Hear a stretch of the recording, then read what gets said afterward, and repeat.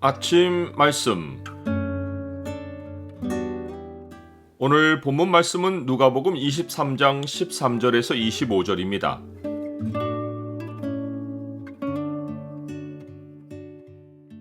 피 흘리기 좋아하는 자는 의인의 생명을 찾는다. 오늘 본문을 죄의 창으로 보면 세상에 공의가 없는 증거가 무엇인지가 보입니다. 죄의 창을 보여주는 구절은 23장 18절과 19절입니다.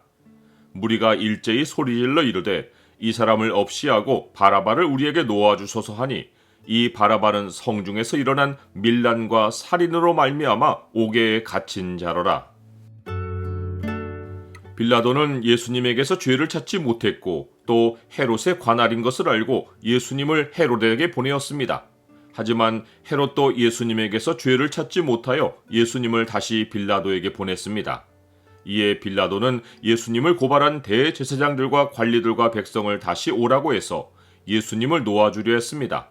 빌라도는 공회가 예수님에 대해 세 가지 죄목으로 고발했던 것 중 첫 번째를 언급했습니다.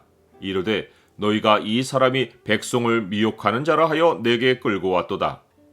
그는 두 번째와 세 번째 죄목은 사형에 해당하지 않았기에 언급하지 않았습니다. 즉 예수님이 세금 바치는 것을 금했다는 고발은 나라를 전복하려는 시도가 아니라 정책에 대한 불만 정도로 다룰 사안이었습니다.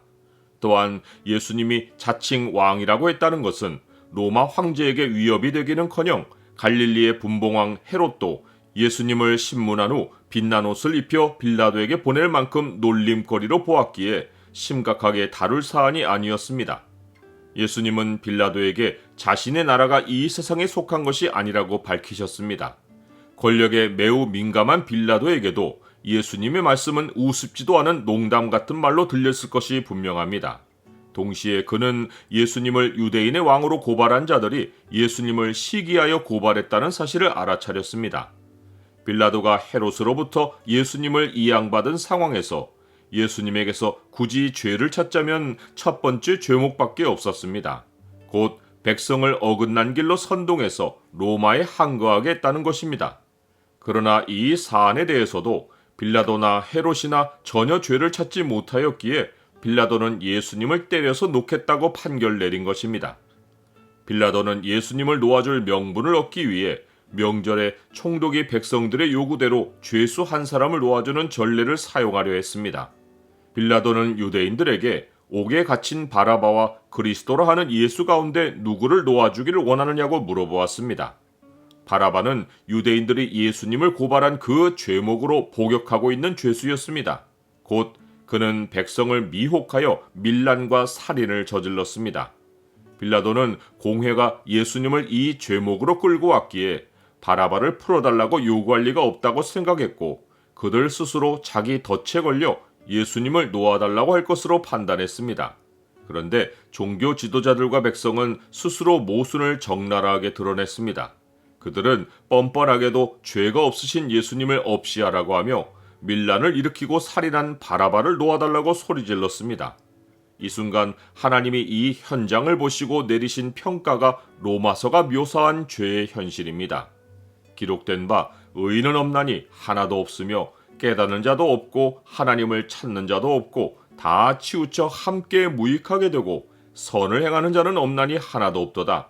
그들의 목구멍은 열린 무덤이요 그 혀로는 속임을 일삼으며 그 입술에는 독사의 독이 있고 그 입에는 저주와 악독이 가득하고 그 발은 피 흘리는 데 빠른지라. 파멸과 고생이 그 길에 있어 평강의 길을 알지 못하였고 그들의 눈앞에 하나님을 두려움이 없느니라 함과 같으니라. 빌라도는 세 번이나 예수님에게서 죽일 죄를 찾지 못하였으므로 예수님을 때려서 놓겠다고 했지만 사람들은 큰 소리로 재촉하며 십자가에 못 박으라고 했습니다. 그 소리가 빌라도의 의지를 이겼습니다. 여기서 빌라도의 모순이 드러났습니다. 빌라도는 예수님이 밀란을 일으키지 않았다는 이유로 풀어주려 했는데 이 판결로 밀란이 날까 염려하여 예수님께 사형을 선고하고 바라바를 내준 것입니다. 그가 공의보다 자신의 정치 생명을 우선한 것이 현실에서 작동한 정의였습니다.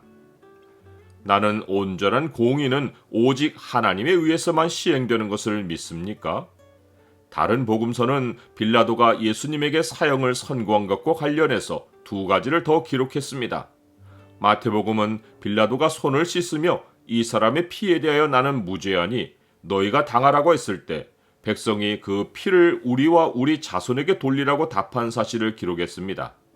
요한복음은 빌라도가 백성에게 내가 너희 왕을 십자가에 못 박으랴? 라고 하자 대제사장들이 대답하며 가이사 외에는 우리에게 왕이 없다고 말한 사실을 기록했습니다.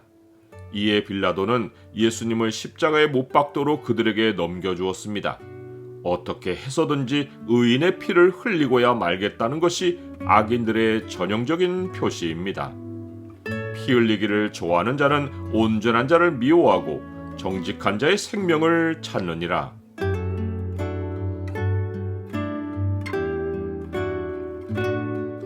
주님, 세상은 사사로운 이익을 위해 공의를 버리고 악을 선택해도 부끄러움을 느끼지 않습니다.